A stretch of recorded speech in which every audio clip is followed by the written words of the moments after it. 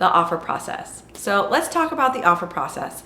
It can be a little intimidating for a first-time home buyer, or for any buyer for that matter, but a good real estate agent can help you step by step through the process. So the first thing you want to consider is the offer price. So one of the things, once a buyer tells me they're interested in submitting an offer on a particular house, I will call that listing agent and find out if they have any other offers in hand. That's because if they have multiple offers, or even one for that matter, you want to know how competitive your offer should be. Now, if they don't have any other offers, then maybe we can make the offer a little bit more conservative or favorable for you. So the second thing I do after I call the listing agent is I go back and pull comps. So what that is I look at recent sales in that neighborhood and most recently sold, and also that are most similar to the subject property. And then I go back and let you know what I think that house should be priced at. Sometimes listing agents price a little too high, sometimes it's just right, and sometimes it's low. So that's information you should know. Besides the price, you also want to consider when you want to close. Is it going to be a 30-day close or a 45-day close? Most sellers want a shorter close time. Another thing to consider is the earnest money deposit. So how much are you going to give to the closing company to hold on to? And that money will go towards your down payment later if everything works out and you go to closing. But that amount of money is being held by the closing company because that's your way of telling the seller how serious you are. So if you end up backing out of the contract based on contingencies, which I'll explain what that is, then you can have that earnest money deposit returned back to you and void the contract.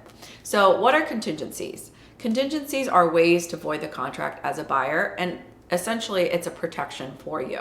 But please keep in mind that for a buyer, it is a safeguard for them and a protection for them to void the contract. But sellers in a competitive market will see it more as speed bumps along the way or roadblocks. And for them, they may not want many contingencies in the way. So the first contingency is the home inspection contingency. So you would go get a home inspector and they would do an inspection on the house and tell you what's wrong with the house, if anything needs to be fixed, what's broken, things of that nature. And basically you have the option of asking the seller for repairs or voiding the offer if you don't like the results, or if you can't come to an agreement with the seller about what they're going to agree to fix. So that's the first contingency. The second one is the appraisal contingency. So let's say you buy a house, you want to buy a house at $500,000. That's your offer price. And a third-party objective person is going to come and basically pull comps themselves and tell the lender what they think the house is worth. And that's because the lender is the one that's requiring this appraisal. They want to know that if they let you borrow up to this amount of money, that the house is actually worth that amount.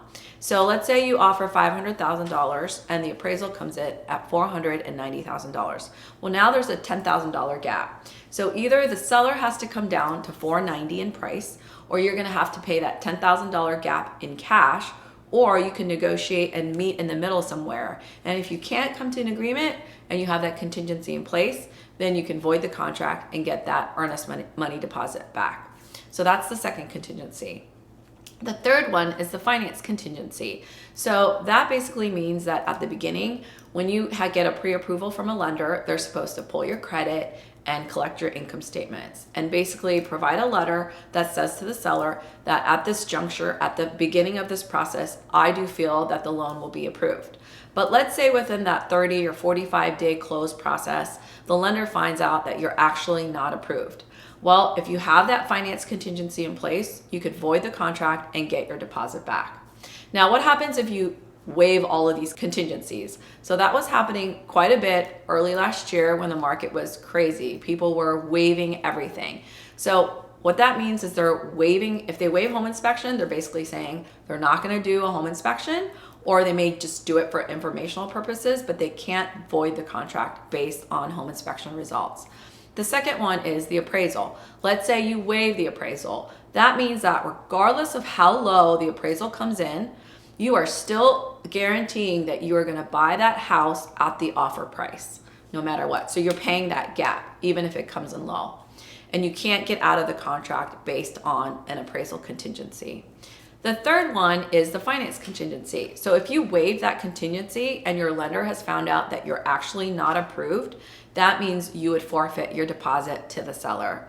So one other thing I wanted to add is if you're buying in a community where there's an HOA or condo association, you will also receive documents from the associations.